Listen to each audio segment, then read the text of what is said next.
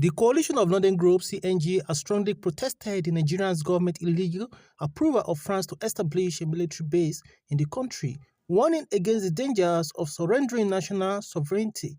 The group expressed concern over a reported bilateral agreement between Nigeria and France, granting the latter access to Nigeria's mineral resources. CNG's national coordinator Jamilu Jaranchi, who addressed the journalists at the press conference in Abuja, criticized the ongoing diplomatic moves since the beginning of the Bola Ahmed Tinubu administration, which he claimed aimed to undermine Nigerian sovereignty and align the country with French interests. He recalled France's roles in destabilizing West Africa, including its effort to hinder the creation of West African common currency and its aggressive approach to former colonies like Niger, Mali, and Burkina Faso, which recently expelled France and revoked military-based agreements. Criticized Nigeria's historical leadership in Africa and rejected the idea of country being subjugated by France. He vowed that CNG will resist any attempt to allow foreign military bases in Nigeria using all democratic means available. The group also urged Nigerian lawmakers to defend the country's sovereignty and to reject any actions that would invite foreign military presence. CNG concluded by reaffirming its demand that no foreign power, including France, should be granted permission to establish military bases in Nigeria, expressed solidarity with the country resisting French imperialism. Expressed solidarity with the countries resisting French imperialism and pledged to continue advocating for Nigerians' independence and security. Action taken recently by the government in granting alleged permission to France, a belligerent and notorious imperialist power, to establish an expeditionary military base in our dear country.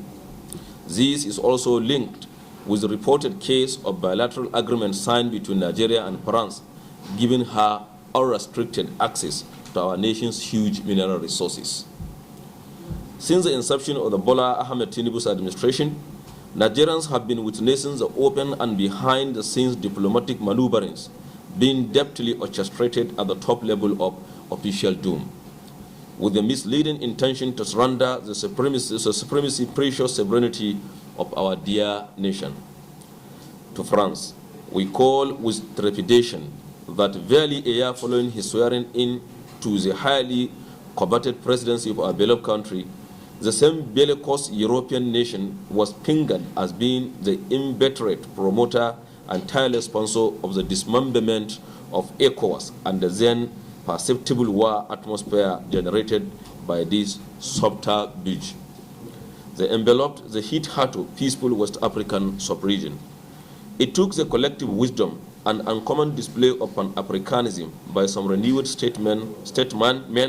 and millions of concerned citizens to miraculously quench an incendiary fire ignited by France in her desperate bid to continue the objectionable subjugation of its rebellious former French-speaking colonies in the region in neo-colonial servitude, using Nigeria as a willing tool.